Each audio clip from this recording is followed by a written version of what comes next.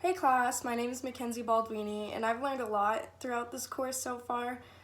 So much so that I was watching The Office the other night, and it was an episode where Michael Scott does the Dundies Awards. And basically, he's giving out all these awards, and one of the awards is Hottest in the Office. And he gives it to an employee by the name of Ryan. And when Ryan goes to accept the award, he takes it, and then he starts to walk away, and you see Michael Scott smack his butt. And of course, it's different because it's a man and a man. If it was a man and a woman, it might be construed differently, but that's still sexual harassment. So it got me thinking, have I been sexually harassed in the workforce? Because I've worked a multitude of jobs, and I could think of this one specific time that I actually think I should have taken action. I worked at a golf course in Albuquerque, and it's a private owned golf course. And basically, they have these members, and you can't get on the course without being a member. And so it's more of an expensive on the higher end.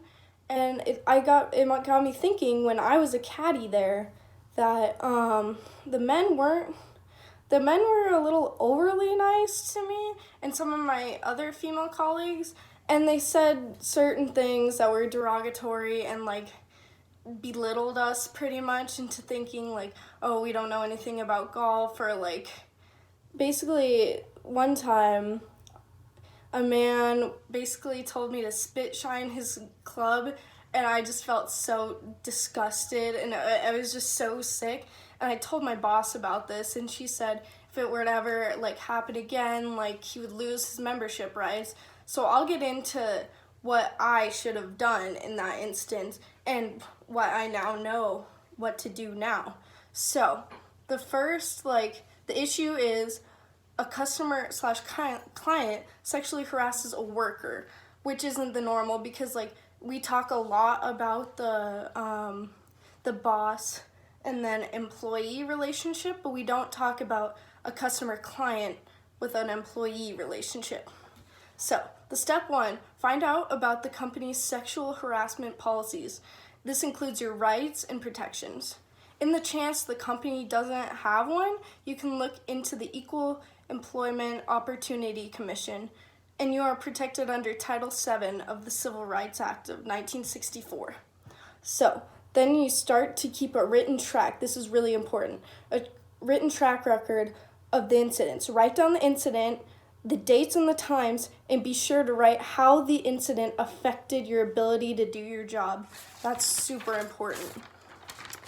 And then step 3, you're supposed to speak up. If you're comfortable speaking to the person directly, tell them to stop.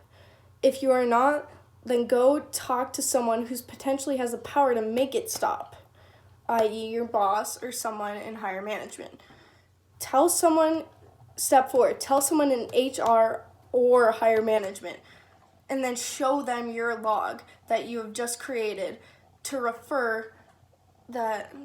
let them know that there is in fact a problem going on, and then use the log and then refer to your company's harassment policy. Use their own policy to let them know what they're supposed to do.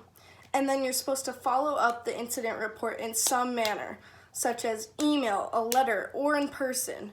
You need to be sure that they have your incident written down and they have it on log that there is in fact an issue going on.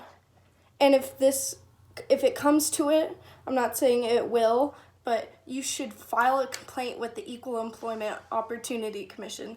They'll gladly take your claim and your log.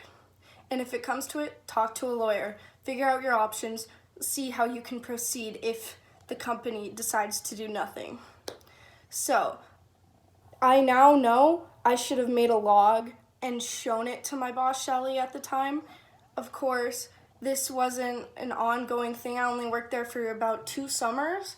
But of course, I would encourage all my female colleagues to please go out there and make a log if there's an issue, because you have rights in this situation. You are able to do so much with it, and you don't have to feel so uncomfortable all the time.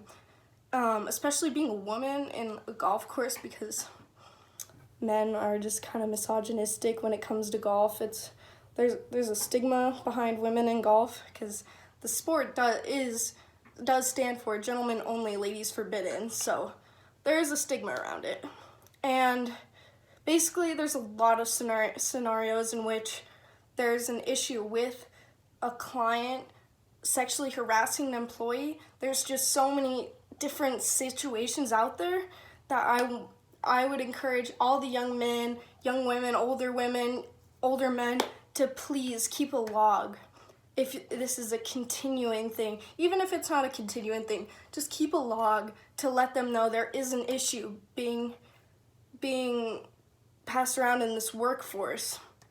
So I encourage you all to know your rights and have a plan of action if you are ever feeling that you are being sexually harassed or sexually discriminated against, because we have a lot of power here and we need to use our power to be able to defend ourselves as young women, young men, older women, older men. Like, we need to stick together and make this workplace a very safe and friendly work environment. So thank you. This is basically one of the biggest things I've taken away from business law, and I think it's so important. And I'm so happy I learned this, because now I know what I need to do and how I can feel safe in a work environment. So thank you all. It's been a great class and it's been a great year. So thanks, guys.